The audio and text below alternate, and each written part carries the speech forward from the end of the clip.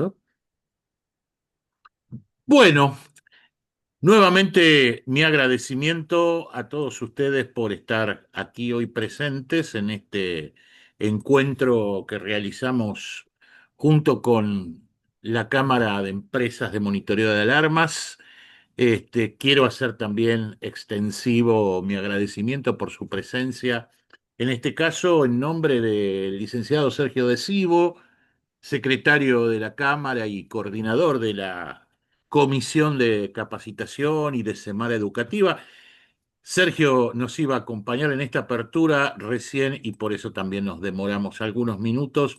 Me decía que, bueno, que lamentablemente está ahí varado en el medio del tránsito metropolitano, o sea que se va a sumar más tarde, pero no obstante esto, también desde mi rol como expositor en este encuentro y como presidente de la Fundación Eleuteria, que desde hace ya algún tiempo trabaja en conjunto con la Cámara en este tipo de iniciativas. A uno el saludo de Sergio al mío y nuevamente les doy la bienvenida en este encuentro donde vamos a conversar sobre la comunicación en general y en particular sobre un aspecto muy puntual de ella, que es aquello que llamamos la comunicación persuasiva y su aplicación, sus connotaciones más directas, en torno a lo que es la negociación comercial.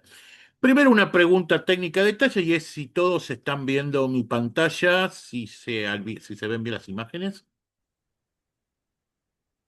Sí, se ve bien. Sí, perdón que pregunte, pero saben que cuando uno está compartiendo pantalla pierde por momentos la vista del auditorio, entonces simplemente para verificar esto.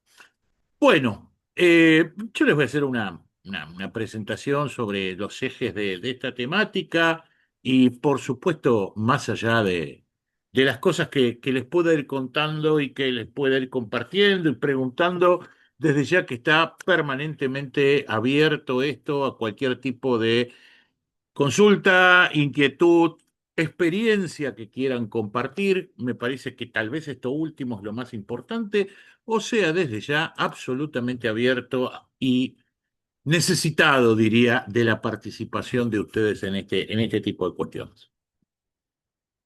Lo primero que quiero dejar como advertencia, permítanme que lo diga así, para desazón tal vez de algunos y para tranquilidad de otros, que esto no es una charla sobre ventas. Salvo que, y hagamos en esto una aclaración, ustedes crean que todos somos vendedores.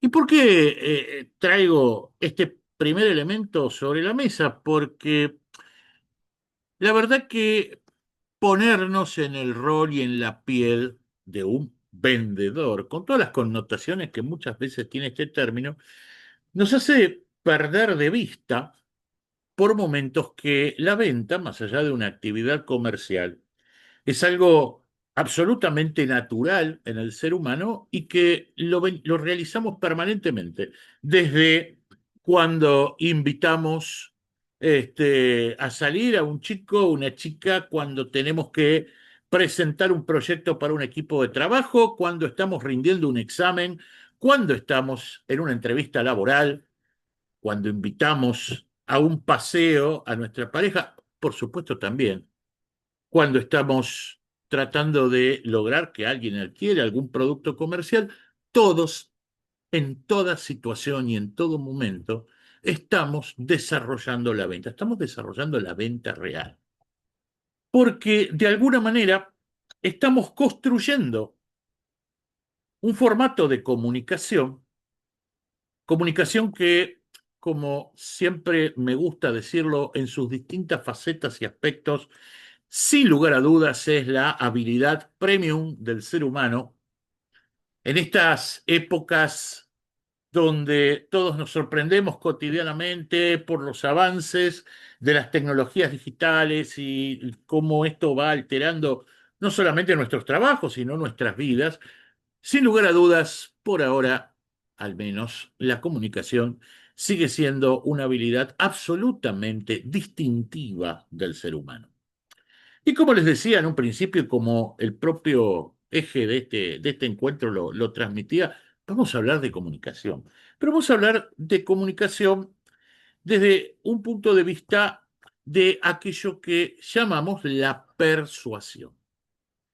En un sentido amplio, si me permiten aportarles una primera definición, simplemente para establecer un punto de partida de esto, hablamos de persuadir a alguien cuando queremos lograr que alguien, ese alguien con quien nos comunicamos, adopte, decimos, una determinada postura, una creencia, un comportamiento. Es decir, cuando queremos que alguien haga algo que nosotros pretendemos que haga.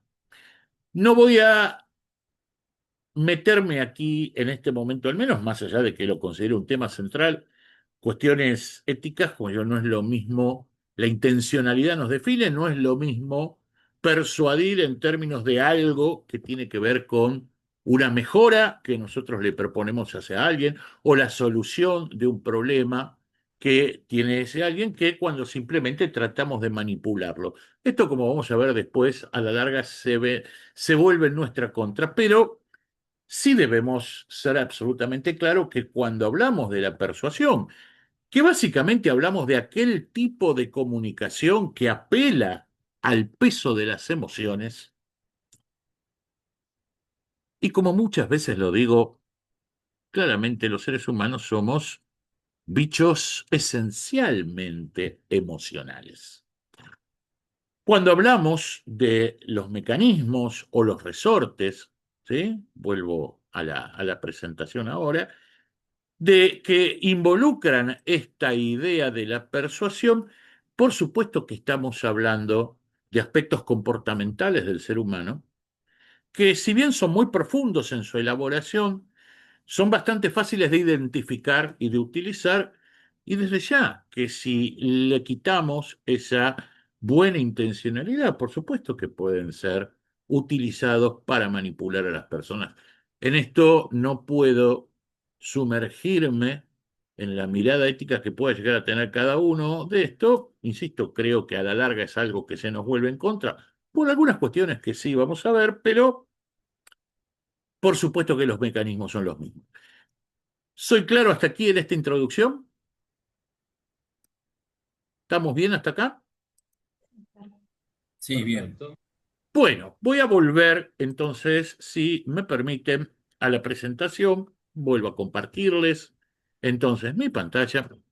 Y como decíamos, hablamos de persuasión en general para que el tipo de comunicación sea una comunicación uno a uno, sea una comunicación desde uno a un conjunto de personas, como veíamos en la imagen de recién, pero que apela fundamentalmente al peso de las emociones. Como les decía, los seres humanos somos esencialmente bichos emocionales, nos preciamos de tomar nuestras decisiones y de actuar en base a nuestro raciocinio, pero la verdad que son muy pocas las decisiones cotidianas que tomamos que realmente están guiadas por la razón. En todo caso, como vamos a ver ahora enseguida en unos minutos, la razón, aquello que llamamos el argumento lógico, aquello que realmente nos termina de convencer de algo, es un factor que empieza a operar después de que hemos abierto el campo emocional. Es decir, una comunicación eficaz en términos de lo que vamos a llamar convencimiento involucra obviamente la emoción y la razón, pero siempre por delante de todo está esto que llamamos el peso de las emociones. Quien no logra con su mensaje, cualquiera que sea, ¿no? Recuerden todos esos ejemplos cotidianos que dábamos al principio en la presentación, quien no consigue penetrar inicialmente esa dimensión emocional, difícilmente pueda llegar al campo racional, en cualquier ámbito. ¿Por qué?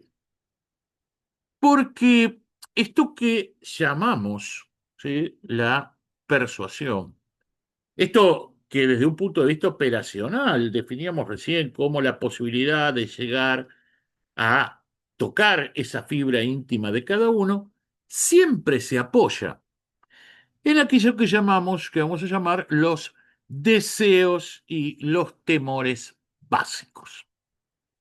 ¿Qué quiere decir? Cada uno de nosotros, por supuesto, que tiene su propia personalidad. Desde ya, por supuesto que cada uno de nosotros, en función de eso, ha forjado su carácter a lo largo de su historia de vida y, por supuesto, puede ser más sensible a determinados estímulos que otros, pero en definitiva y a la larga, todos le tememos en lo más profundo de nuestro ser a las mismas cosas y todos deseamos, es decir, queremos que nos pasen o queremos obtener las mismas cosas. Después lo vehiculizamos de manera distinta, es decir, le damos un contenido distinto. Pero como para poner simplemente algunos ejemplos de esto que le digo, en el fondo todos le tememos a la muerte, todos le tememos a la enfermedad, todos le tememos a la soledad, todos le tememos a la pobreza, todos le tenemos al desinterés de los otros, a no sentirnos parte. Después cada uno lo vehiculiza de, como decíamos, de distinta manera o le da marco, ¿sí?, aquello que hace a su particular carácter. Algunos pueden ser más aprensivos respecto de una cuestión, otros pueden ser más aprensivos que otros, pero en definitiva hay una base común que está ahí profundamente arraigada en el interior de cada uno. Y lo mismo pasa con las cosas positivas, ¿no? Casi como opuesto a todo lo que decíamos anteriormente. Todos aspiramos a tener una larga y saludable vida. Todos queremos progresar social y económicamente. Todos queremos ser reconocidos por nuestro entorno. Todos queremos disfrutar de los afectos de aquellos que nos rodean. Después, nuevamente, algunos tendrán más arraigados algunos que otros deseos, pero a la larga, ¿sí?, a la larga, todo esto está en lo más profundo de nuestro subconsciente. Cuando nosotros hablamos de desarrollar una comunicación persuasiva, cuando nosotros hablamos de llegar al fondo de ese sustrato emocional que todos tenemos, en definitiva, lo que estamos tratando de decir, como si estuviésemos haciendo una suerte de perforación, ir atravesando las distintas capas de nuestra racionalidad aparente, de nuestros mecanismos de defensa, para llegar a tocar esas fibras íntimas que se entroncan con eso. Es, por supuesto, la mejor forma de poder generar esa primera base del convencimiento que llamamos persuasión. Y en torno a esto, por supuesto que existen determinados puntos sensibles que son bastante universales, insisto, en algunos puede pegar más uno que otro, pero existen determinados puntos sensibles que son comunes a todos los seres humanos y que son bastante obvios, pero más allá de que sean obvios y de que todos tenemos adquirido de alguna manera el concepto de lo que significan y de lo que representan, no quiere decir que no seamos vulnerables a ellos. Sencillamente para evitar determinadas terminologías técnicas que vienen directamente del campo conductual, vamos a utilizar un concepto más ameno, que es el de lo que yo llamo los resortes mentales. ¿Sí? Utilizo esto como una metáfora, ¿no? Porque cuando digo, bueno, resorte mental es algo que uno toca de alguna manera con su mensaje y que se expande y que se dispara y que genera esa, al menos por ahora, predisposición a la acción de la que vamos a hacer. Cuando a uno le tocan esta fibra con el mensaje correcto, con las palabras justas en la situación, en el contexto apropiado, después vamos a hablar de esto, inmediatamente se genera en nosotros lo que vamos a llamar una predisposición a la acción. Predisposición a la acción. Esto significa que no va a ser la acción en sí misma, pero sí como que nos va a dejar ahí en la puerta de hacer algo, de tomar una decisión. ¿Sí? Automáticamente eso que activamos en el otro a partir de nuestro mensaje dejó a ese otro en una situación de caramba, me instalaron esto, tengo que hacer algo. ¿Me siguen hasta acá? ¿Sí? ¿Está claro esto? Sí, Si voy Sí, sí, rápido, perfecto. me dicen y me detengo donde ustedes digan. Entonces, ahora sí, volviendo, ¿sí?, a la imagen y la pantalla, vamos a revisar, no todos, ¿sí?, porque podríamos hacer un análisis súper exhaustivo de estas cuestiones, pero nos iríamos por completo de la posibilidad, o primero de lo que representa este ámbito y de la posibilidad de, que es un poco el objetivo, de darles un panorama lo más amplio posible sobre esta temática, pero sí vamos a recorrer rápidamente lo que creemos que son los 7 resortes fundamentales del comportamiento humano, de la emoción humana. Esos somos los 7 principios esenciales de la persuasión o de la construcción de un mensaje persuasivo. Como les decía, muchos de ellos son conocidos, es un poco como decir, ah, bueno, pero esto yo ya lo sé, esto ya lo escuché, esto ya me lo dijeron, estoy preparado para esto, y muchas veces cuando escucho, como receptor en este caso, un mensaje construido en esto, inmediatamente me doy cuenta hacia dónde va, pero lo quieras o no, si no es por uno, es por otro, todos en algún momento somos vulnerables. Y digo lo de vulnerable en un buen sentido, somos vulnerables, somos permeables, ¿sí?, a recibir este tipo de mensajes y que generen efectos, más allá de que racionalmente entendamos que nos están tratando de convencer de algo.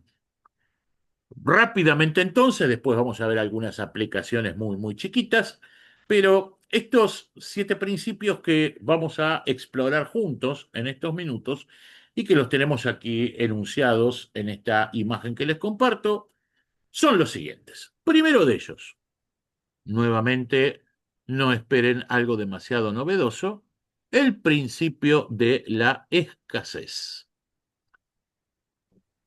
Todo, podríamos decir en términos conclusivos, todo lo que nos resulta escaso a nuestra mirada, automáticamente aumenta su valor. En otras palabras, cada vez que alguien de alguna manera nos transmite con su mensaje la idea de que aquello que nos está proponiendo, aquello a lo que nos está invitando, aquello de lo que nos trata de convencer es algo que se constituye en realmente en algo escaso, nuestra predisposición a aceptarlo, a movernos en esa dirección, a tomar una decisión, se incrementa. O cuanto menos, como les decía recién, se pone en puerta del análisis. Todos cotidianamente observamos mecanismos de comunicación que de una u otra manera apuntan a exaltar esta idea de escasez. Desde hoy es el último día para, hasta quedan pocas vacantes para. Me llamó mi amigo y me dijo que tenía los 2 últimos tickets que quedaban para tal cosa. Insisto, llévenlo a cualquier lado, llévenlo a cualquier oferta. Si lo quieren desde un punto de vista, son 10 minutos los que tengo por delante. Tengo otra propuesta que estoy analizando también. Recuerden, ¿no?, todas esas situaciones que les decía al principio. Tengo la semana muy complicada, pero si podemos agendar un encuentro, tengo disponible tal día, tal hora o tal día, tal otra, ¿sí?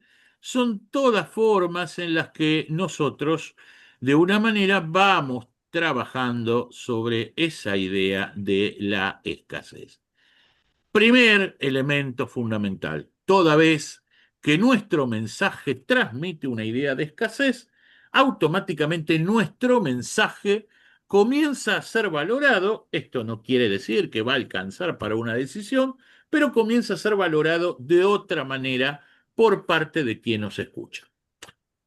Como les decía hoy, no quiero desviarme demasiado del universo, de la agenda que queremos compartirles hoy. Si tuviésemos que buscar un sentido a este comportamiento, del por qué se produce, cómo se produce, podríamos rastrearlo en esta cuestión de nuestra conciencia como seres humanos de lo que significa la finitud, ¿sí? Si rastreamos profundo en las bases psicológicas de nuestro comportamiento, entendemos que eso que llamamos tiempo no es eterno, que las cosas que nos rodean y que en un determinado momento podemos desear decididamente son limitadas, ¿sí?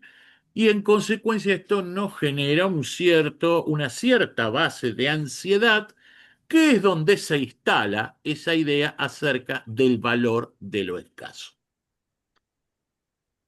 Segundo principio, a nuestra mente no le gusta confundirse.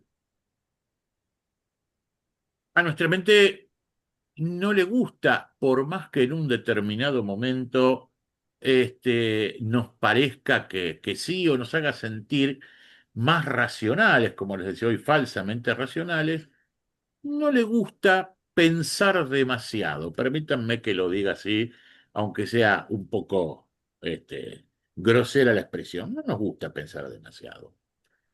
Con lo cual, en general, cuando tomamos una decisión, nos cuesta mucho tomar decisiones cuando las opciones que se nos presentan, las opciones que están sobre la mesa, nos resultan demasiado similares entre sí. Nos puede generar una confusión. Dice, me tengo que poner una remera, me tengo que poner un saco. ¿Qué preferís? ¿La remera negra, la remera gris oscura, la remera gris perla, la remera grisecita? Ya ahí, el ejemplo es muy burdo, ¿no? Ya ahí se me empezó a complicar. Pónganse en situación, che, pero sí, pero la remera negra, pero bueno, la remera esta gris oscura está buena, ¿no? Y cuando empezamos con el gris topo, ¿no? Y demasiado complicado. Es mucho más fácil decidir si a mí me dicen, te pones una remera negra o te pones una remera blanca.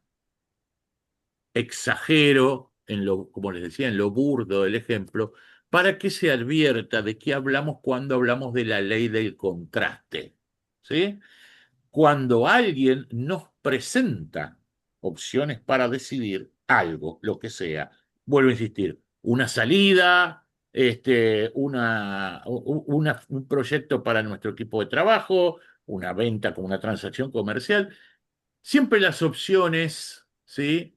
Deben tratar de ser lo más dicotómicas posible, es decir, o esto o aquello, y siempre tienen que marcar un contraste importante entre ellas. ¿Por qué? Porque de esta manera le estamos facilitando ese paso final de decisión al otro. Cuando más parecidas son las opciones, cuando mayor cantidad de opciones y cuando más parecidas son las opciones sobre las que alguien tiene que elegir, más difícil es que decida. Esto es lo que llamamos la ley del contraste. ¿Se entiende esta idea? ¿Sí? ¿Vamos bien hasta acá? No me digas negro o gris oscuro. Decime blanco y negro.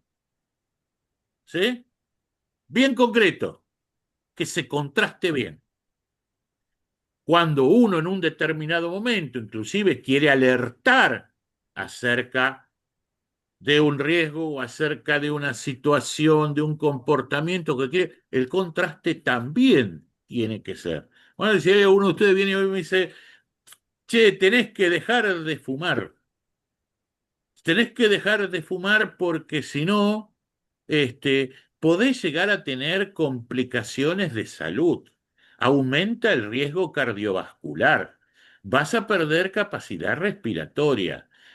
Tu circulación se va a dificultar y esto te puede generar dolores musculares. Ya está, me perdí, no entiendo de qué carajo me estás hablando. Decime, tenés que dejar de fumar o te vas a morir. ¿Sí? Eso es utilizar la ley del contraste. ¿Sí?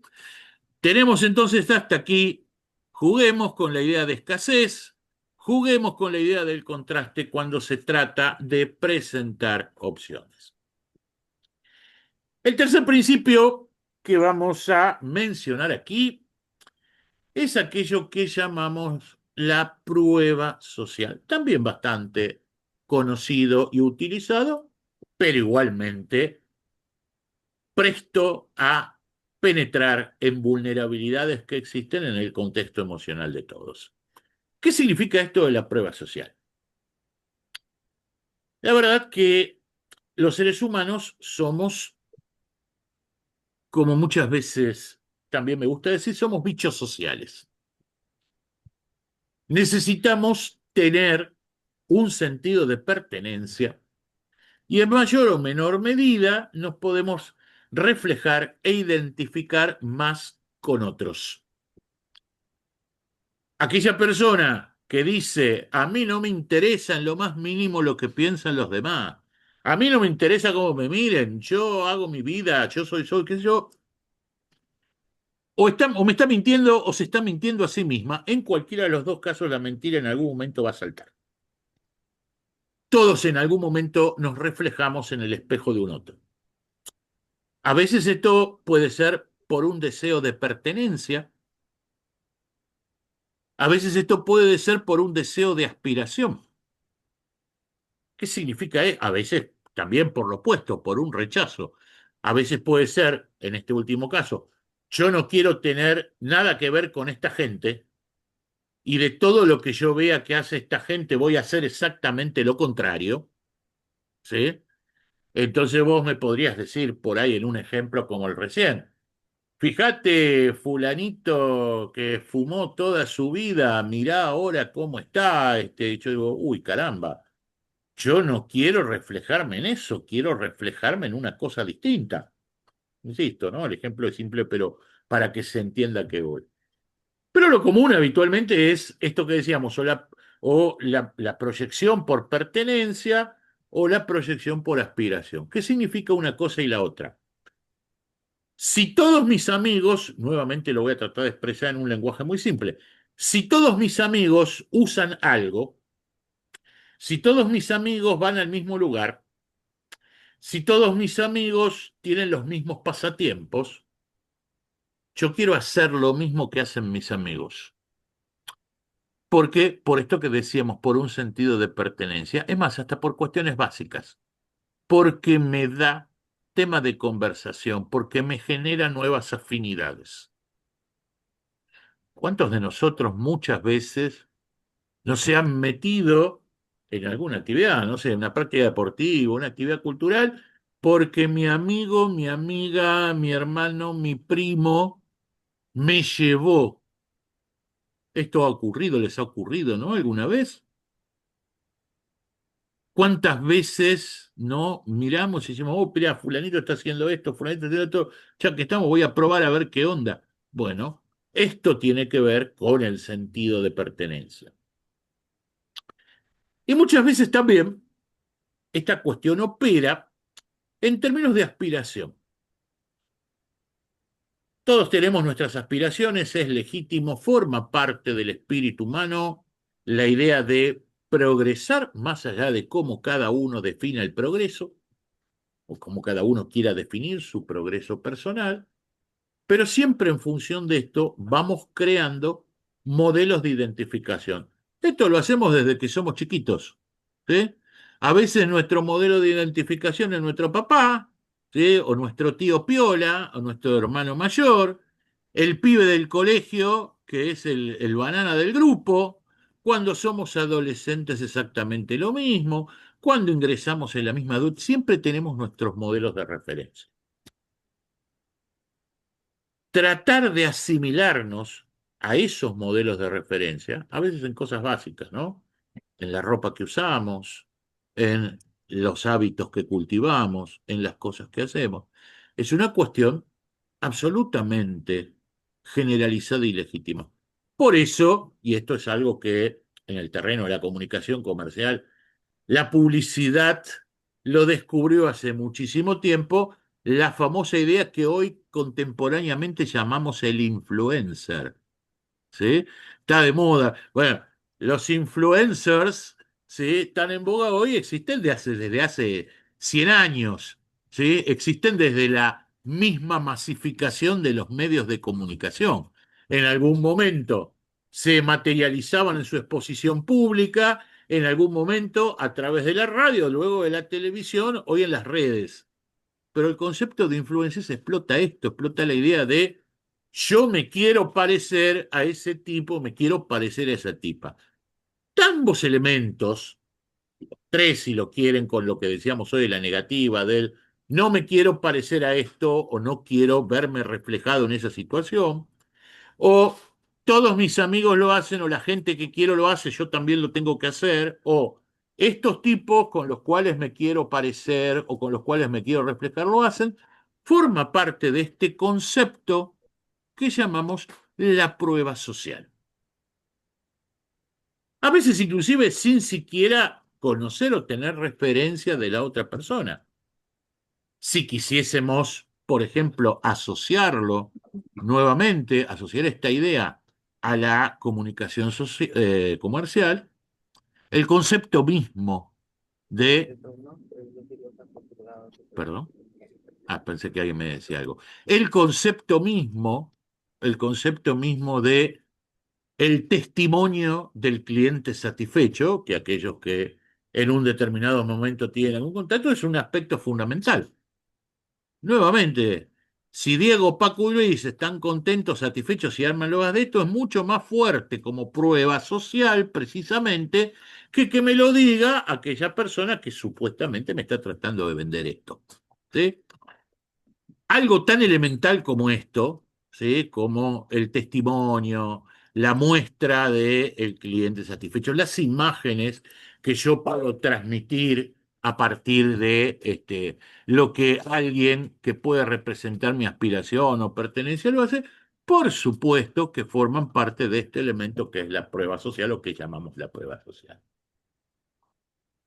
Otro factor fundamental en términos de esto que llamamos los resortes mentales o los principios, ¿sí? de la persuasión es lo que llamamos la idea de la reciprocidad. A algunas personas les puede pegar más o menos, no me voy a extender demasiado en esto, pero cada vez que alguien tiene un gesto desinteresado con nosotros, en mayor o menor medida, si seguimos teniendo contacto con ese alguien, nos sentimos de alguna manera en deuda. Siempre tenemos, ¿sí? Ese pedacito, aún la persona más egoísta, por decirlo de alguna manera, tiene en eso profundo de su emocionalidad su pizquita altruista. ¿Por qué? Porque esto también hace a la condición humana, y hasta si lo quieren ver desde un punto de vista absolutamente utilitario, es una cuestión que tiene que ver con la supervivencia. Decimos, el ser humano es un animal social y desde sus mismos orígenes como especie, dependió fundamentalmente de la aceptación del clan de la tribu para no morirse de hambre. ¿Sí? Entonces, hay, como dirían algunos psicólogos, existe una memoria arcaica de que cuando alguien nos hace un favor de una u otra manera, si seguimos en contacto con ese alguien, en algún momento tenemos que devolverlo, tenemos que compensarlo de alguna manera. Si quisiésemos llevar este principio a, por ejemplo, una transacción comercial, que digamos, no es el único ejemplo, pero es un ejemplo que muy válidamente podemos utilizar para muchas de estas cuestiones. El objeto, ¿sí? El objeto de toda promoción previa a la compra, no la promoción posterior, la promoción previa a la compra de te obsequio esto, te doy esto otro, te doy aquello, que eso es un mecanismo fundamental para, ¿sí? Exacerbar esta idea del espíritu de reciprocidad. Son muchísimas las industrias, sobre todo aquellas que están directamente vinculadas a productos de alta inversión o productos que tienen un componente técnico importante, donde el comprador a veces un comprador corporativo o es un comprador especializado, que utilizan permanentemente esta idea de exacerbar la idea de reciprocidad como mecanismo para obtener la compensación, en este caso puntual de estos ejemplos en el acto de compra. Por ejemplo, ¿alguno de ustedes trabajó alguna vez en la industria farmacéutica? ¿Alguien trabajó alguna vez en la industria farmacéutica?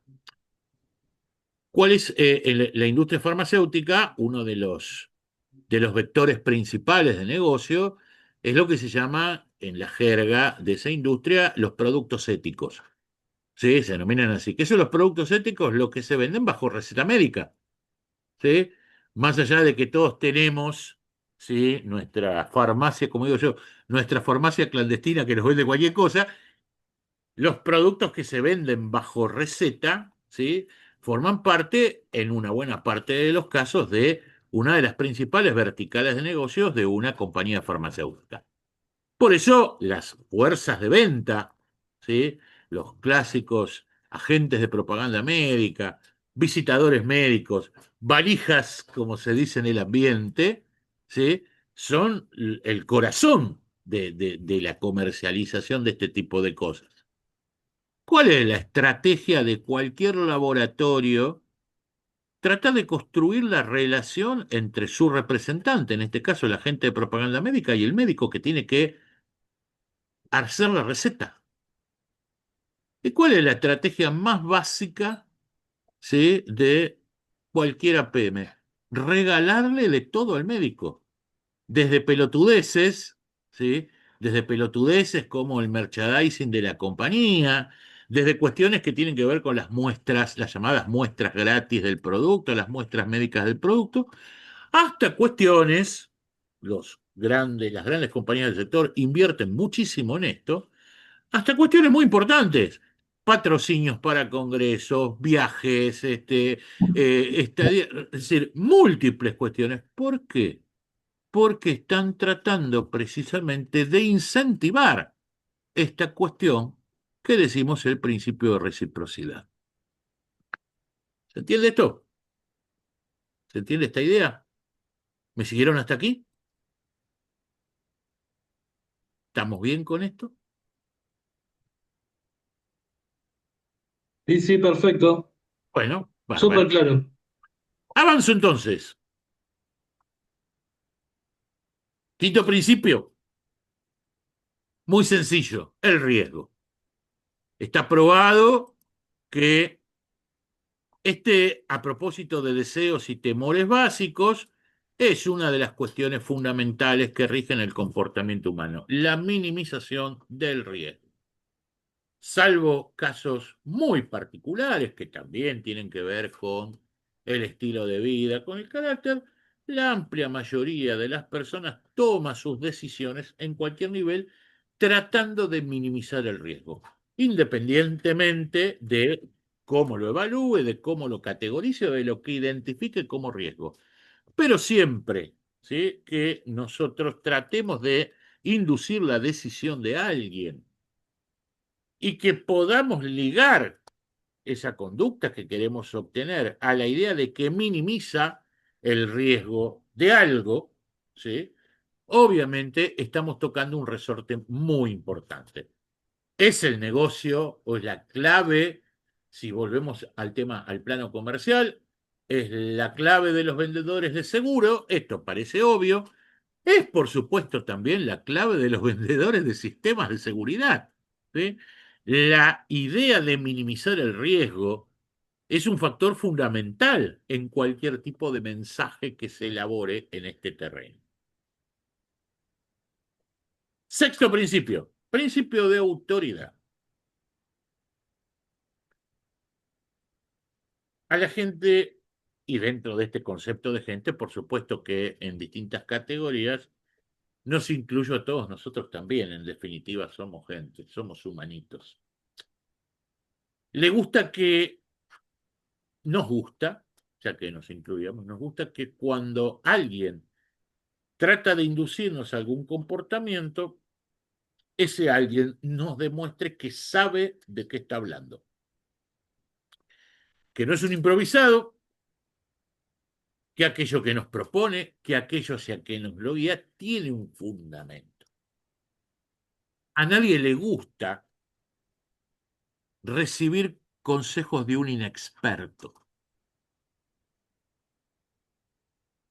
A nadie le gusta sentir que aquella persona que nos está, insisto, aunque venga ahora un amigo y me diga, che, ¿sabés qué relajante que son las clases de bachata? ¿Por qué no vas a tomar clases de bachata? Recontra relajante. Conoces gente piola, qué sé yo. ¿Y vos a dónde estás yendo? No, yo no voy a ningún lado. Ole, ya está. No hay más que hablar. Nuevamente vuelvo a poner un ejemplo extremo. ¿Sí?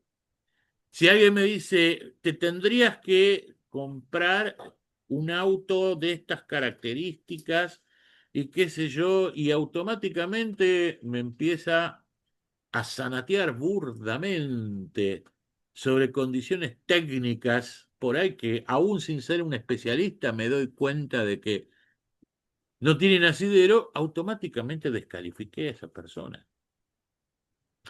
Si alguien me trata de invitar a un paseo para disfrutar las arenas blancas de una playa caribeña y nunca pisó una playa, automáticamente su mensaje entra fuera de mi radar.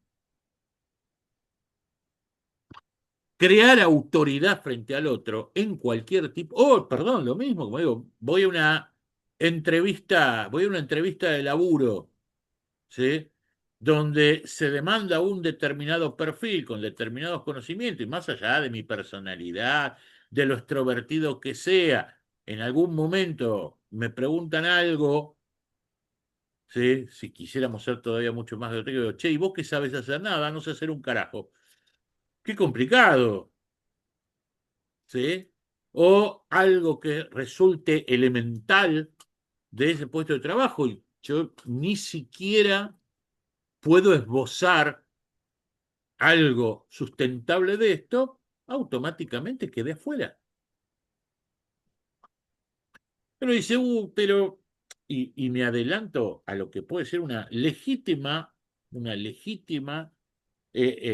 inquietud de cualquiera de ustedes, ¿no? Pero dice, pero a ver, dice, pero yo no tengo tanto recorrido en esto. ¿O qué quiere decir? ¿Que me tengo que convertir en el súper especialista? ¿Qué quiere decir? Que tengo. No necesariamente. Pero si vos no tenés autoridad propia, voy a utilizar una frase que utilizo a menudo en esto, digo, si vos no tenés autoridad propia o no podés construir autoridad propia, la tenés que tomar prestada. ¿Y qué significa en esto tomar prestada la autoridad? Y tomar prestada la autoridad es cuando estás en condiciones de citar a alguien reconocido en eso, cuando vos decís, no, no, pero mirá, vamos a ir te invito a este restaurante. Pero fuiste a comer alguna vez ahí porque no fui nunca. Ole, no hay autoridad propia. Pero no, mirá, no fui nunca. Pero la revista El Gran Gourmet, no sé si existe una revista que se llama El Gran Gourmet, ¿sí? Le puso una calificación de 4 estrellas a esto. O cuando alguien nos invita a ver una película en el cine.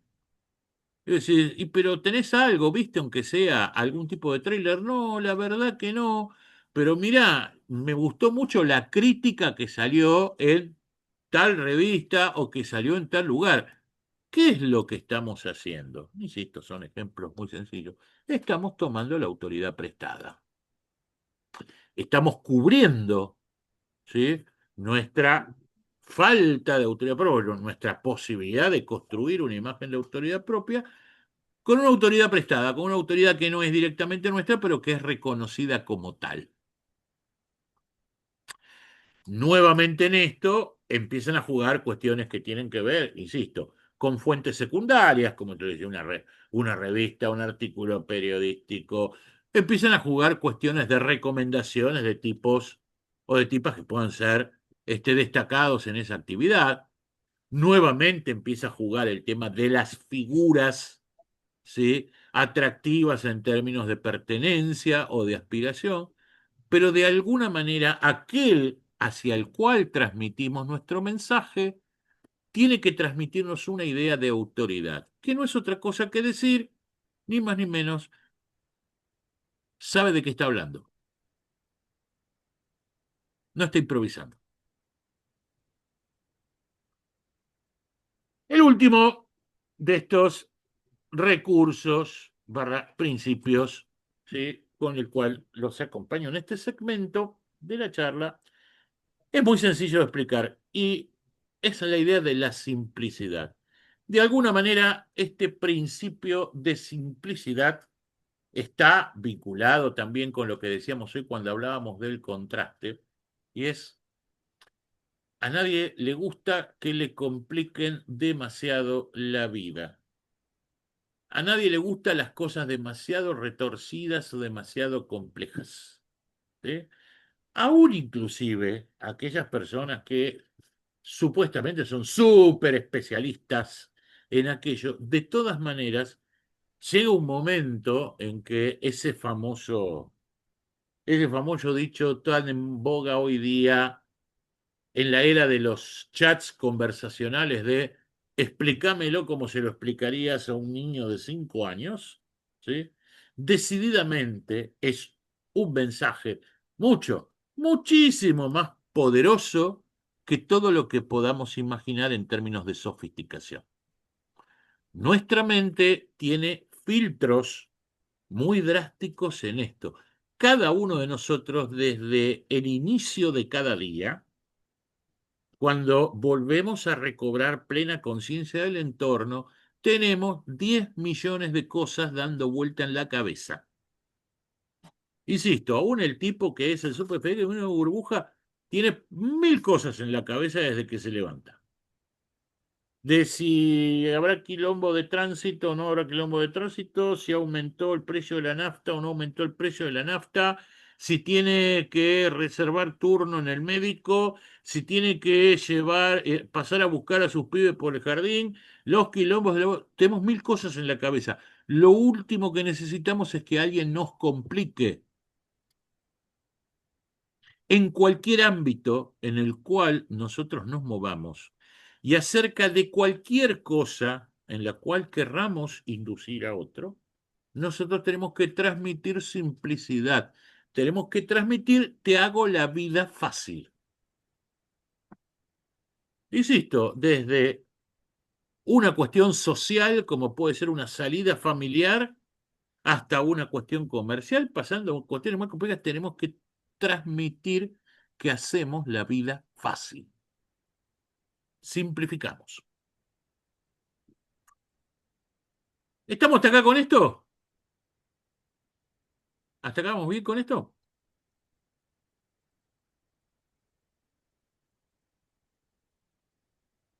¿Sí o no? Sí, sí, Fer, Bueno, buenísimo. buenísimo, gracias. Muy claro. Entonces, tenemos acá, insisto, podríamos agregar algunos más, pero me parece que estos son los fundamentales.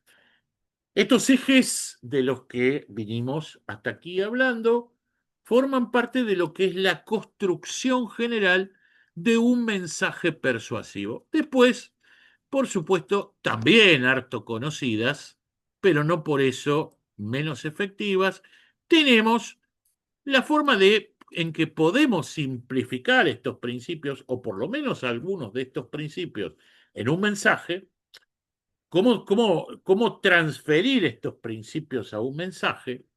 Y ahí aparece otro concepto de cosas que son bastante conocidas, pero que es lo que habitualmente llamamos las fórmulas persuasivas, que es ni más ni menos, y perdonen que sea reiterativo en esto, cómo trato de transferir esos principios, o algunos por lo menos de esos principios de los que hablaba recién, a la estructura de un mensaje.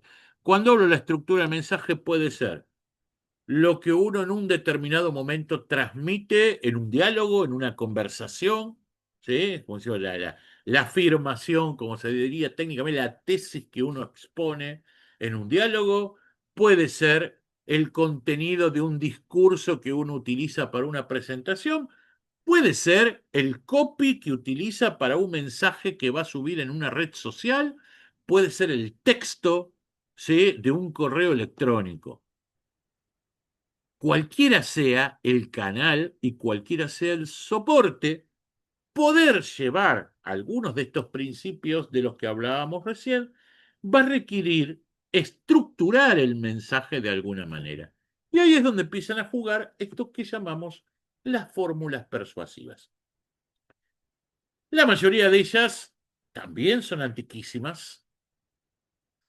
La mayoría de ellas han surgido del campo de la publicidad y de sus derivados, pero independientemente de esto, ¿sí?, como yo les decía, no por viejas dejan de ser efectivas.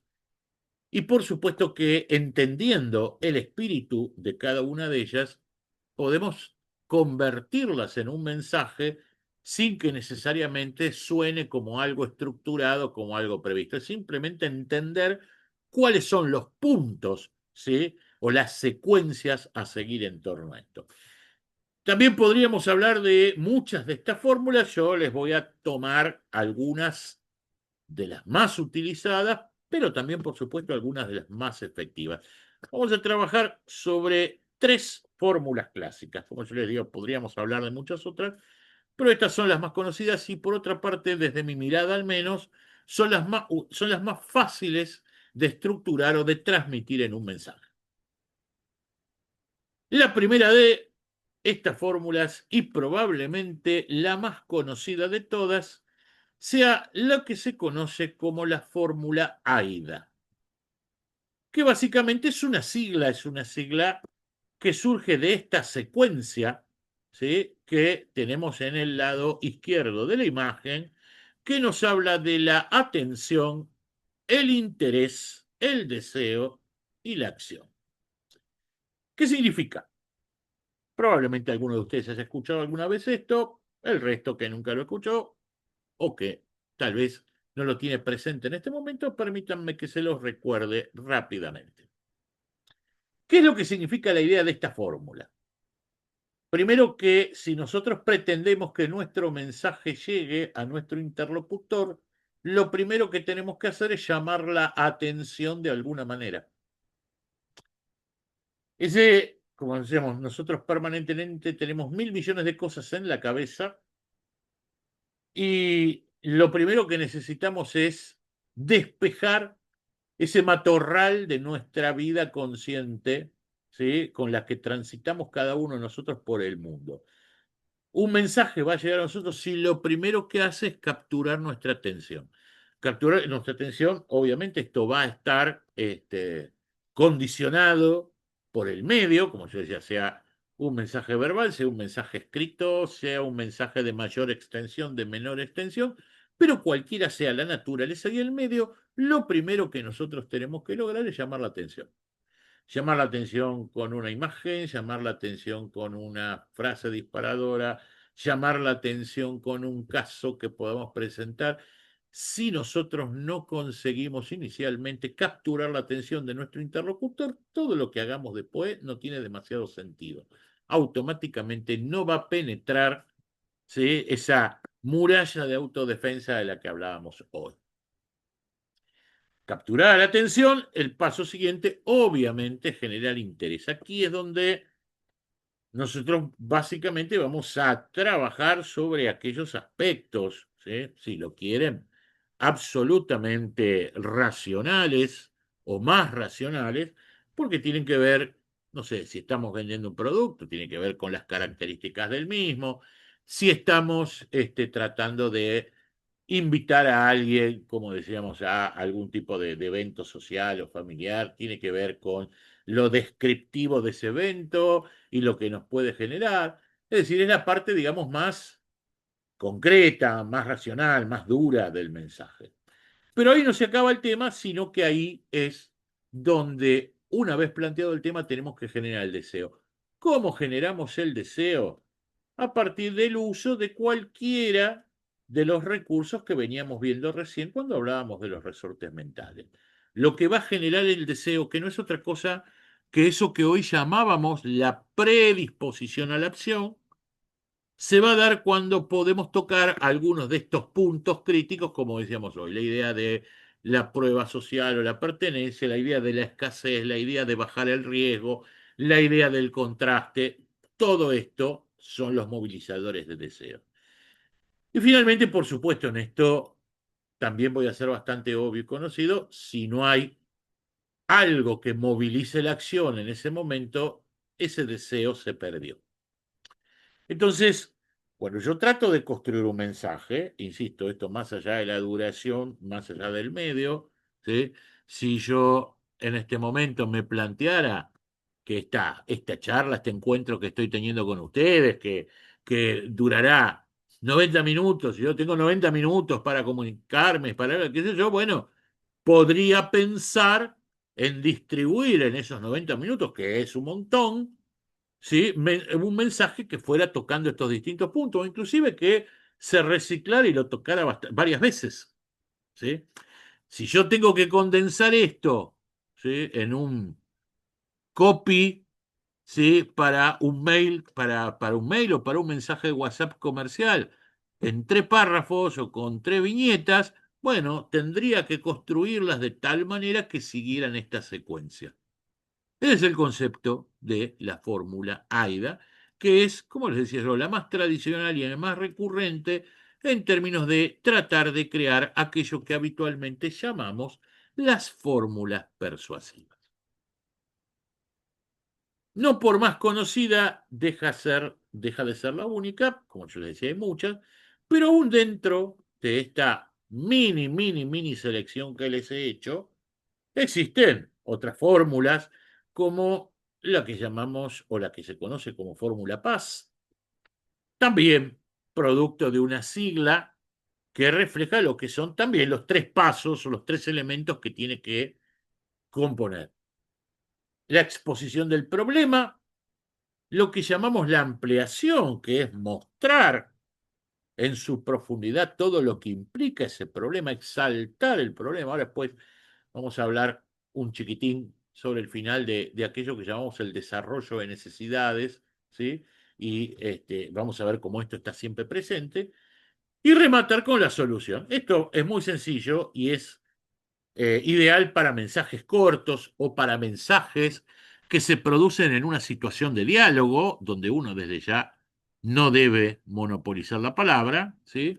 Pero es la cuestión de, mira, está este problema presente, y este problema presente, si no se ataca, si no se aborda, puede traer estas consecuencias. Y cuando más nítidas sean las consecuencias, y hasta si lo quieren, cuando más exageren las consecuencias, mejor. Y la forma de evitar esas consecuencias es la solución que te propongo. Esta es la fórmula Paz. Muy sencilla, sí. Archiconocida, por supuesto. ¿Deja de ser efectiva por eso? No, al contrario. Todo mensaje persuasivo, de la misma manera que les decía recién, ¿no? La fórmula esa AIDA que les decía recién es muy común, muy conocida, pero la fórmula Paz está presente en casi todos los mensajes persuasivos. Y la tercera, que vamos a ver, que les voy a traer acá sobre la mesa, es lo que se conoce como la fórmula VAP. En este caso también una sigla, ¿sí?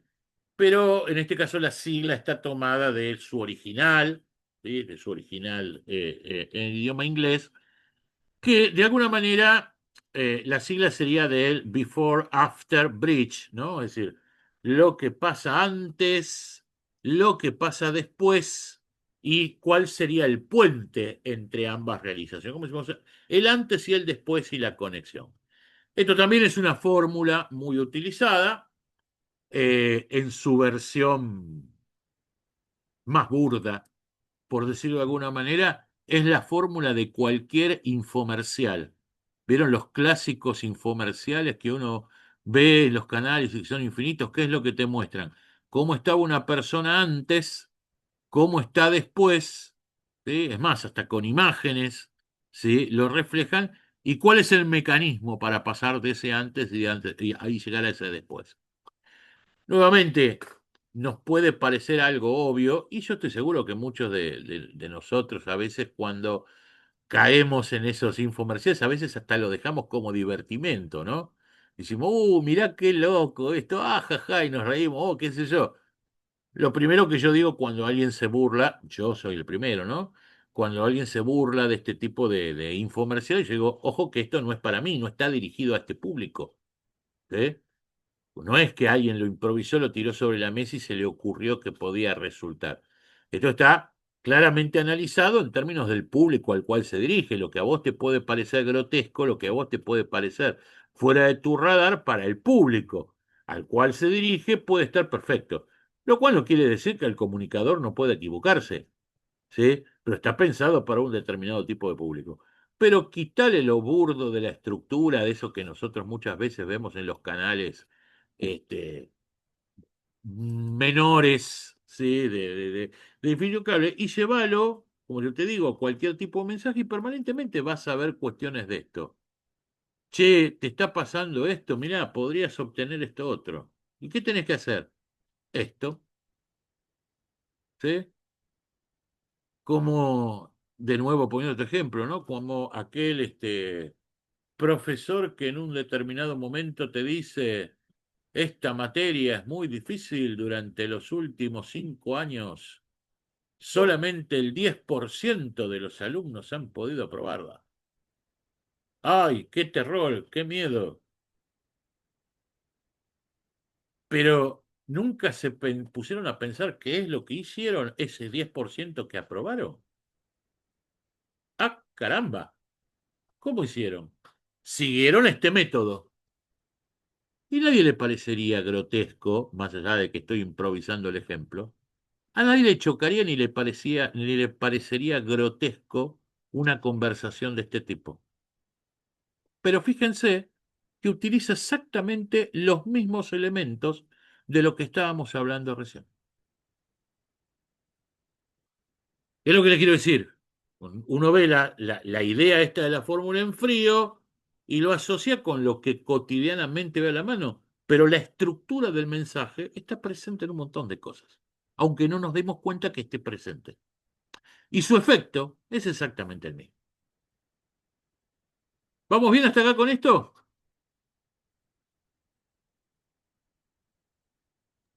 Sí, muy bien. Bueno, magnífico. Avanzo entonces.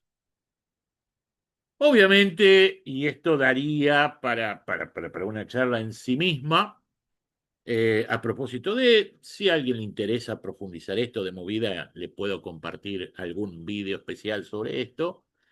El famoso storytelling, ¿no? La idea de poder asociar nuestro mensaje con contarle una historia, poder plantear en un relato un conflicto, cómo de alguna manera hay un aprendizaje, una transformación y que esto le da credibilidad. Bueno, de alguna manera la base de aquello que llamamos el storytelling, también hoy un término muy de moda, la base del uso de la narración como mecanismo de comunicación, refleja absolutamente las fórmulas de las que hablábamos recién. Nuevamente, jóvenes amigos, la rueda está inventada desde hace mucho tiempo. Hablamos aquí, hablamos hasta aquí de la persuasión, y permítanme que agregue una cuestión más. Como vamos a ver ahora enseguidita, ¿sí? En unos minutos, la persuasión es solamente el primer paso del convencimiento.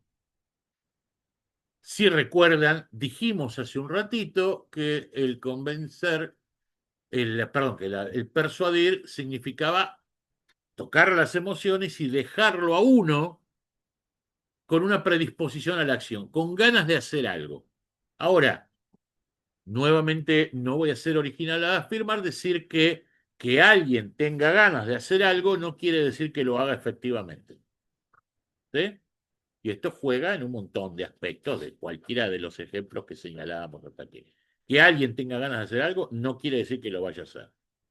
Para que alguien transforme esa predisposición en acción, yo tengo que convencerlo. ¿Y qué significa convencer? Sumar a ese mensaje persuasivo lo que llamamos, perdón, lo que llamamos habitualmente un mensaje argumentativo. No nos vamos a concentrar mucho en esto último, pero sí les quiero dejar alguna idea general. Convencer, en definitiva, es la sumatoria de persuadir más argumentar. La persuasión, con todo lo que vinimos diciendo hasta aquí, apunta a las emociones, el argumento apunta a las razones. ¿Cómo funciona esta sumatoria? La persuasión es lo que nos da ganas de hacer algo. La argumentación es lo que termina haciendo que lo hagamos. Dicho de otra manera, cada uno de nosotros, cada uno de nosotros se predispone a hacer algo a partir de qué tanto tocaron sus emociones, ¿sí? Qué tanto tocaron sus emociones aquello que se le planteó, aquello que se le dijo, etcétera, etcétera. Pero terminamos de actuar, terminamos de accionar cuando en un determinado momento podemos validar eso racionalmente. Uno abre la cabeza, se predispone desde el punto de vista del corazón, pero termina accionando desde el punto de vista de la cabeza. Una validación que utilizamos hacia nosotros mismos. Si quisiésemos hablar específicamente, por ejemplo, de una transacción comercial, ahora vamos a charlar en el último segmento del encuentro, vamos a charlar un poquito más específicamente de esto, pues si quisiéramos hablar de una transacción comercial, diríamos que uno termina validando sus decisiones a partir de que las racionaliza, tal vez las racionaliza después. ¿Sí? Como dice, uy, fui y me compré, no sé, estas zapatillas. Y por ahí sale con la bolsita y dice, uy, la guita que me gasté en estas zapatillas. E inmediatamente dice, bueno, pero ojo que ahora que me tengo que ir de hoy, estas zapatillas me van a venir bárbaras porque en realidad necesitaba un par de repuestos para... Lo que está haciendo es tratando de justificar racionalmente lo que fue una decisión emocional. Y esto es lo que hace que en definitiva se quede contento, que nos quedemos contentos con nosotros mismos. El convencimiento es la sumatoria de estas dos cuestiones. Ojo, vuelvo al principio, sin la apertura de la emoción, sin la fase emocional de todo esto, lo otro no funciona. Pero no nos quedemos solamente con la parte emocional, porque es probable que en algún momento la decisión no se termine de concretar. ¿Estamos bien hasta acá? ¿Queda claro esto de la comunicación persuasiva como concepto general y cómo construirla? Bueno, magnífico, jovencitas y jovencitos. Entonces, si me permiten, vamos a utilizar la segunda parte de esta charla. ¿Sí? Vamos a tratar de, ahora sí, hablar, si lo quieren, un poquito sobre las ventas específicamente. Como yo les dije, hasta aquí. ¿Están viendo mi pantalla? Cambié ahora la definición, por lo menos para el inicio. ¿Están viendo mi pantalla todos? Sí, ¿no? Sí, sí, sí, perfecto. Bueno, yo les conté, como les decía al principio, hablar de la comunicación persuasiva es hablar de la comunicación humana, es hablar de un recurso que vamos a utilizar en múltiples, ¿sí?, situaciones y en múltiples espacios y contextos, no necesariamente laborales, no necesariamente profesionales, pero dejemos algunos minutos, dejemos el último segmento de esta charla para hablar algunas cositas muy, muy específicas sobre el tema venta en sí, que no es otra cosa que un determinado tipo de comunicación comercial. Como yo les decía en el principio, cuando empezábamos este encuentro, les dije, Esto no es una charla de ventas, salvo que estemos convencidos que todos somos vendedores. ¿Sí? 20 minutos, Daniel, ponele. ¿Sí? 20 minutos. 20 minutos te libero. Podés ir pidiendo la pizza si querés. Este, este, como yo le decía, salvo que pensemos que todos somos vendedores. ¿Sí? Este, gracias. La vamos a pedir juntos y nos vamos a encontrar a compartirla. Este, salvo que pensemos que todos somos vendedores, ¿sí? En el sentido amplio que lo decíamos hoy. Por ende, este segundo bloque es mucho más corto que el anterior, sí, por supuesto. Vamos a hablar de la venta, pero nuevamente, piénsenlo de la misma manera que les decía hoy, piénsenlo en un sentido amplio cuando hablamos de la persuasión, piénsenlo también en un sentido amplio cuando hablamos de la venta, porque cuando hablamos de la venta no hacemos otra cosa que decir que hay determinados elementos que están presentes. Primero y fundamental, siempre existe una necesidad para satisfacer. ¿Sí? Y yo poseo algo, o creo poseer algo que puede satisfacer esa necesidad.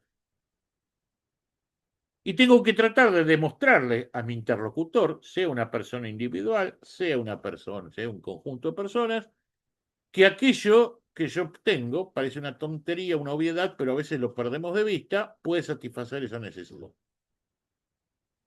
Y a partir de eso se crea un compromiso con la satisfacción. No hay otra cosa en la venta.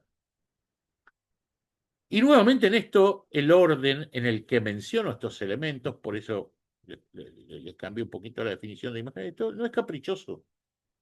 Si yo no tengo clara cuál es la necesidad, no tengo claro si puedo satisfacerla o de qué manera voy a satisfacerla, y si no puedo demostrar la capacidad de aquello que ofrezco para satisfacer la necesidad, no va a haber un compromiso mutuo en términos de esa satisfacción. Corramos, si quieren, el tema transacción comercial pura. Yo me encuentro con un viejo amigo al que hace mucho tiempo que no veo, y en un determinado momento decimos, che, podríamos hacer algo juntos. ¿Viste todas las veces que te cruzás con alguien y terminás despidiéndote de, che, a ver cuándo nos vemos? Y todos sabemos que ese cuándo nos vemos es nunca. Les pasa, ¿no? ¿Les ha pasado esto alguna vez? Bueno, ok. Ahí ya tenemos un elemento que define, si lo querés, una 90.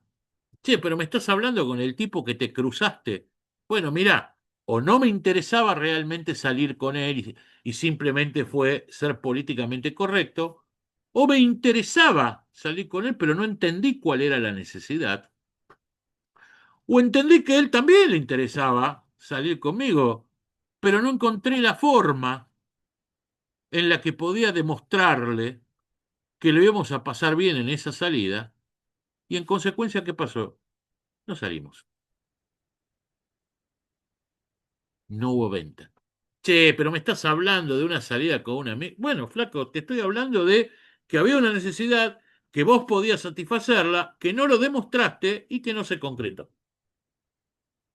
A la inversa, si vos entendés la necesidad y si vos estás en condiciones de tener algo para satisfacerla y podés demostrarlo, el compromiso surge naturalmente.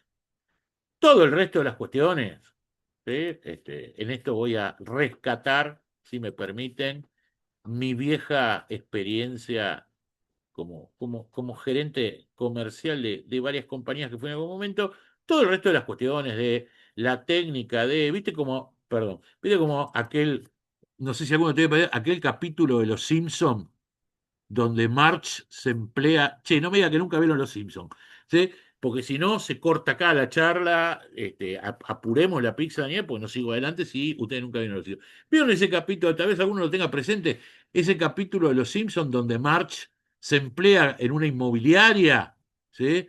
Y termina vendiéndole una casa embrujada a los Flanders, una cosa así, y entonces vuelve contenta que hizo su primera venta y aparece el vendedor frustrado, ¿sí? ¿Sí? Y aparece el vendedor frustrado y le dice, ay, pero dale, decime qué técnica utilizaste, dale, decime, usaste esta técnica, usame esta otra. Todo eso es anata, muchachos y niñas, no existe el tema de la técnica. Existe una lógica de proceso que tiene que ver, entre otras cosas, con muchas de estas cuestiones que venimos hablando, ¿sí?, sobre el tema de la persuasión y que en particular sobre el tema de la venta tiene que ver con entender cómo se da esta secuencia. Y permítanme, me tome apenas un par de minutos, ¿sí? Es decir, la venta es entender, comprometerse e impulsar. No tiene otro mecanismo, por más difícil que le pueda parecer alguno. Permítame un ejemplo estúpido. Vamos a ver esta imagen. ¿Estamos viendo toda esta imagen? Sí, ¿no? ¿Qué tenemos ahí en la imagen?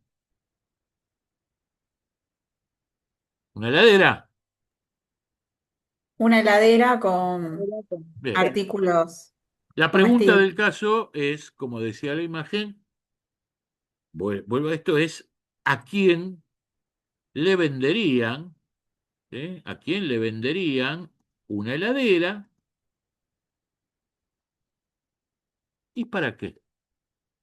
¿A quién le venderían una heladera y para qué? A ver, alguien que tenga. Es un minuto apenas. ¿A quién le venderían una heladera y para qué? ¿Qué se les ocurre? ¿Qué les viene a la cabeza?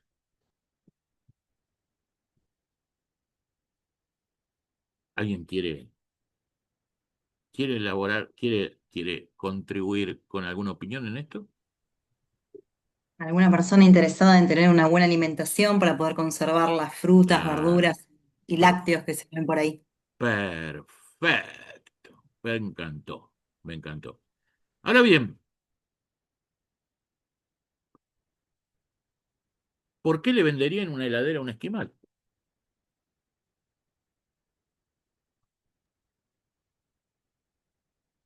Para que pueda hidratarse, porque a pesar del frío necesita hidratación, hay mucho líquido. Oca, ¿qué otra idea les viene a la cabeza? Me gusta. ¿Por qué le venderían una heladera a un esquimal?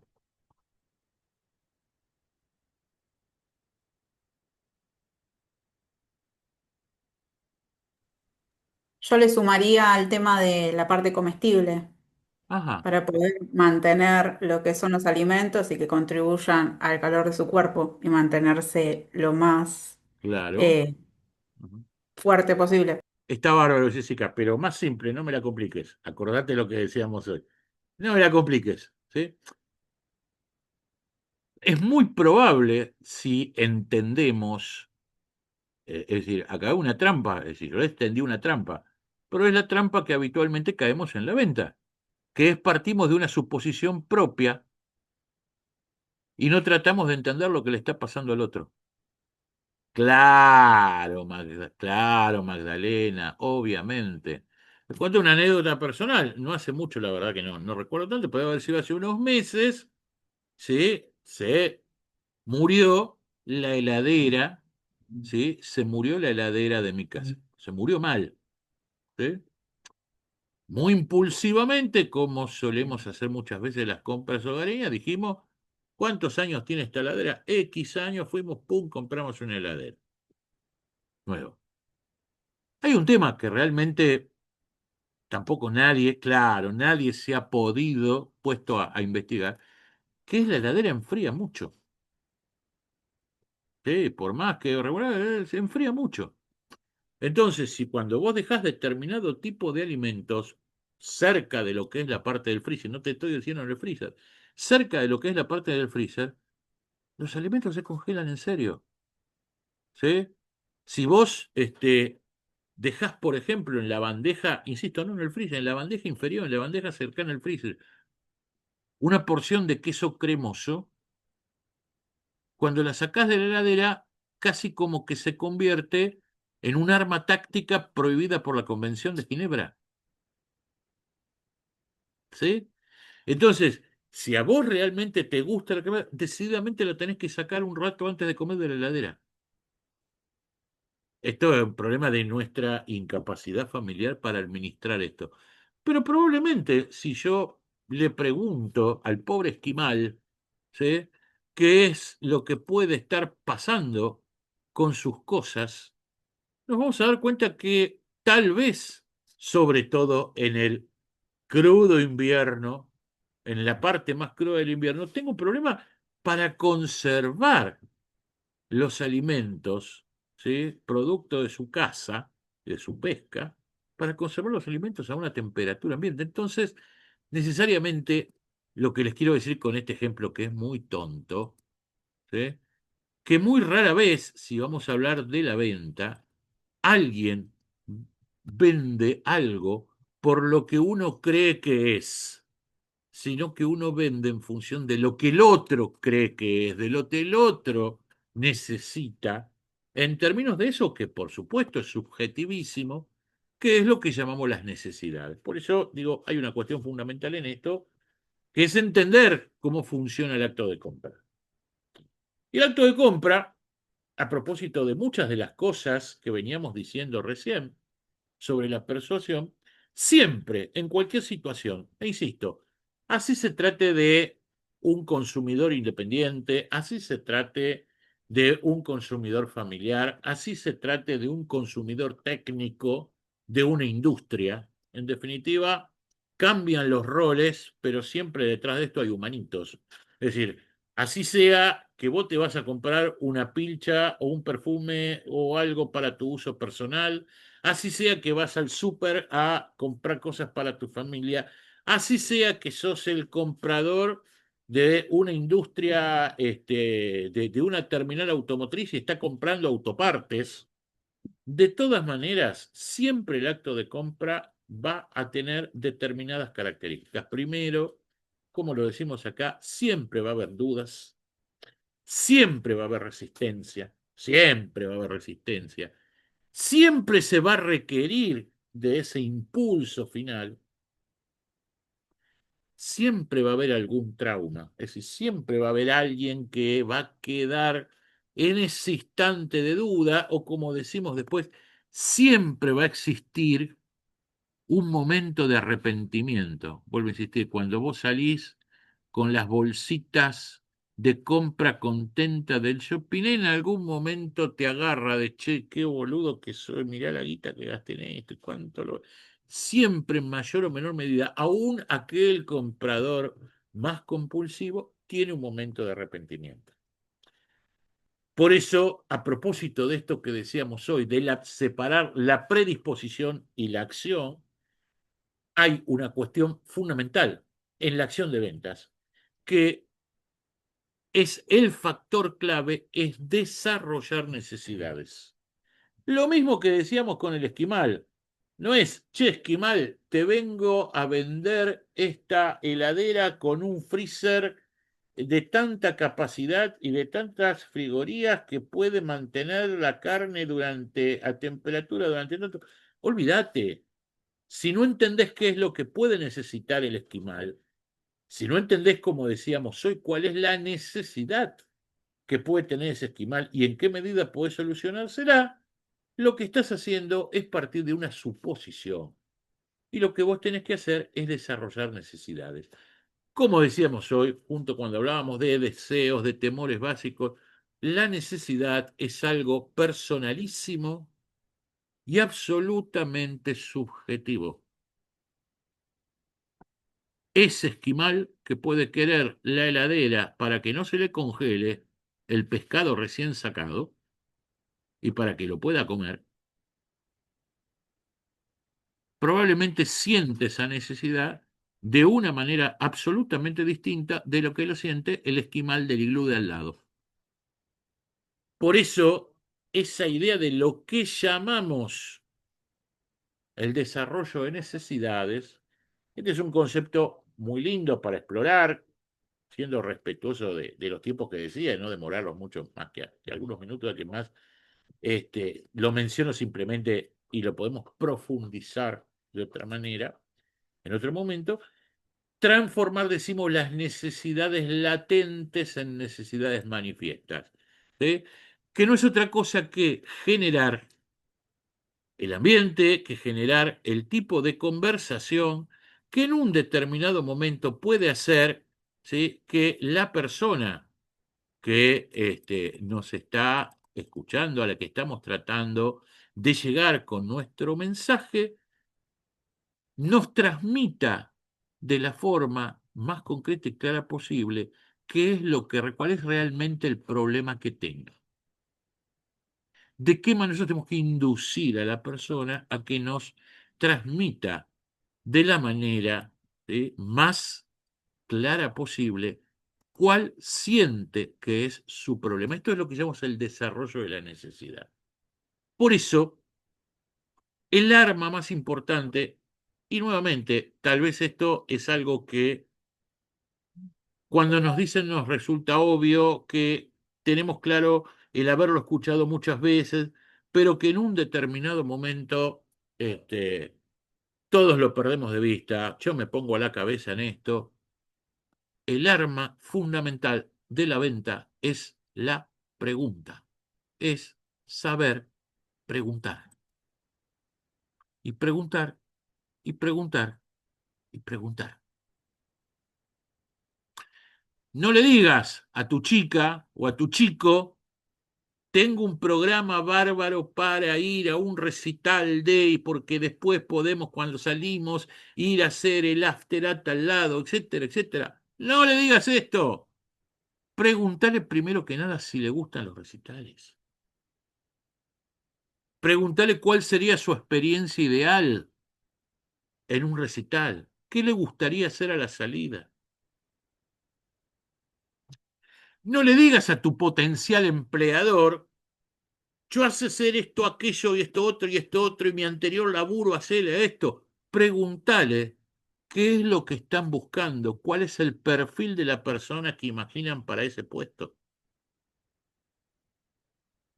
No le digas a tu comprador: mi producto tiene tal, tal, tal y tal, tal característica, y esta otra, ya está, lo pudriste. Preguntale qué es lo que está buscando, qué es lo que necesita. El principal error que se comete en las ventas en general, jóvenes amigos, es hablar demasiado. ¿Sí? Las ventas no se generan, ¿sí? Las ventas no se generan hablando, las ventas se generan escuchando. Por eso muchas veces decimos en esto, ¿sí?, que hay errores típicos, como yo les decía, a propósito de los Simpson, ¿sí?, y de este tipo de cosas. Hay errores que son muy comunes y que no tienen nada que ver con que yo domine o no domine determinada técnica, sino que tiene que ver con cosas muy elementales de entender, como decíamos recién, cómo es el proceso de compra. Entonces, si quieren llevar al término absolutamente práctico de lo que es una transacción comercial, estas cosas que estamos diciendo, hay errores que no pueden cometer. Primero, el principal error, como les decía recién, es hablar más que escuchar. ¿Sí? Los mejores vendedores que he dirigido en toda mi vida en distintas industrias siempre son los que menos hablan, pero los que más saben escuchar. Dejarse llevar por la ansiedad, formalizar demasiado la conversación, sobreabundar en detalles técnicos. Recuerden lo que decíamos recién, ¿no? O cuando hablábamos de lo que es lo que son los resortes mentales. Ser capaz de aceptar las disidencias que se pueden tener, ser asertivo en el lenguaje con el cliente, ¿sí? Quedarnos ahí en la idea de, bueno, ya está, le gustó, entonces ahora seguramente va a comprar, es decir, no generar el impulso final. Claro que el impulso final hay que generarlo. Y fundamentalmente, cualquiera sea el espacio y cualquiera sea la industria en la que nosotros estemos trabajando, no considerar en todos los casos aquello que llamamos habitualmente el valor vitalicio del cliente, que no es lo que ese cliente representa en ese momento, sino lo que ese cliente va a representar de aquí en más en todo el tiempo que pueda tener un vínculo con él, no solamente por sus recompras, sino por sus referencias. Referido, nada de esto es nuevo, no hace falta que se los diga. ¿Estamos bien hasta acá con esto? ¿Sí? Bueno, a ver, yo no quiero ser abusivo con todos ustedes respecto del tiempo que en algún momento comprometimos y que hasta hace un rato mismo le decía a uno de ustedes sobre esta charla, se nos ha esfumado el tiempo de las manos. Simplemente en 5 minutos que les robo, dejarles un bonus track. Y este bonus track que quiero dejarles, para el que lo quiera tomar, es un desafío. ¿Les molesta si les planteo un desafío? No, me dijeron si les molesta, o sea que se los voy a plantear igual. Este sí es un desafío para aquellos que decididamente están hoy involucrados en un laburo comercial, o pueden llegar a estarlo, porque como yo les decía, en definitiva, vendedores somos todos, hagamos lo que hagamos. Y tiene que ver con la forma de, no hablé de esto durante la charla, porque el foco era otro, pero bueno, lo podemos charlar en otro momento. Pero tiene que ver con la actividad. Eh, con la forma en la que organizamos y llevamos adelante nuestra actividad. Y la perseverancia, también valor obvio en esto que involucra toda acción comercial. Para realmente poder hacer efectivos los resultados, tenemos que crear una disciplina de la excelencia. No importa si vendemos, como decía, clips de plástico, si vendemos medicamentos, si vendemos sistemas de alarma o si vendemos automóviles o propiedades. Solamente la disciplina nos va a generar los resultados. Y la disciplina es poder mantener una continuidad de acción en términos de aquellos números que yo vaya descubriendo. Ojo, si sos empresario, si sos cabeza de un equipo de trabajo, aún si sos una persona de un área técnica, si sos un profesor, no importa. Te voy a invitar como desafío diario a que trates de reunir 4 puntos en cada jornada. Cada uno de tus días de laburo te tenés que ir a la noche a tu cama con 4 puntos sumados. Ay, ¿qué es esto de los 4 puntos? ¿O cómo voy a sumar los 4 puntos? Bueno, permitime que te diga cómo vas a sumar los 4 puntos. La cosa va a ser así. Una de las cuestiones fundamentales, ¿sí?, de todo acto comercial es poder obtener un contacto, o poder realizar una presentación, o que alguien te pase una referencia, que alguien te abre un canal para llegar a alguien que puede tomar decisiones sobre lo que vos estás vendiendo. Esto suma un punto. Es decir, de mínima, si vos te vas a la cama a la noche diciendo, hoy obtuve 4 prospectos, hoy obtuve 4 referidos, hoy saqué 4 datos posta de gente que puede llegar a estar interesada en esto, ya está, sumaste tus 4 puntos del día. Vamos a tratar de hacerlo más efectivo. Pero te podés llegar a sentir satisfecho con esto. Si en lugar de simplemente obtener un contacto, pudiste acordar una reunión, una charla, un Zoom, pudiste intercambiar mensajes reales con esa persona, entonces sumate 2 puntos. 2 contactos posta y una reunión acordada valen los 4 puntos. 2 reuniones acordadas valen los 4 puntos. ¿Me van siguiendo, no? ¿Hasta acá? Sí. Si pudiste concretar una reunión con la persona que toma decisiones sobre lo que querés lograr, pudiste hacerle una propuesta, entonces te sumas 3. Vale todas las combinaciones anteriores que quieras. Finalmente, por supuesto, si pudiste obtener el compromiso de esa persona en lo que fuere que vos te estás proponiendo, entonces te podés sumar los 4 de una. Yo te puedo asegurar que cualquiera sea tu actividad, cualquiera sea lo que te propongas, cualquiera sean los objetivos que te plantees o que te planteen, o que vos quieras para tu empresa, para tu negocio individual, para tu actividad profesional. Si te vas cada día a la cama en la cabeza, con la idea en la cabeza de que juntaste los 4 puntos, olvídate, no vas a tener ningún problema. Muchas veces cuando hablo, ¿se entiende, no? El desafío de los 4 puntos. Sí, ¿Sí? Sí. clarísimo, Fer. Sí, sí, sí. Bueno, ok, empiecen a ponerlo en práctica a partir de mañana. Eh, Como yo les decía al principio, más allá de este último segmentito, y ya para despedirlos, más allá de este último segmentito muy, muy específico del tema comercial, del tema venta, siempre entiendan que el paraguas de todo esto que estamos hablando es la comunicación, en sus distintas facetas, con énfasis, por supuesto, en aquello que estábamos diciendo hoy.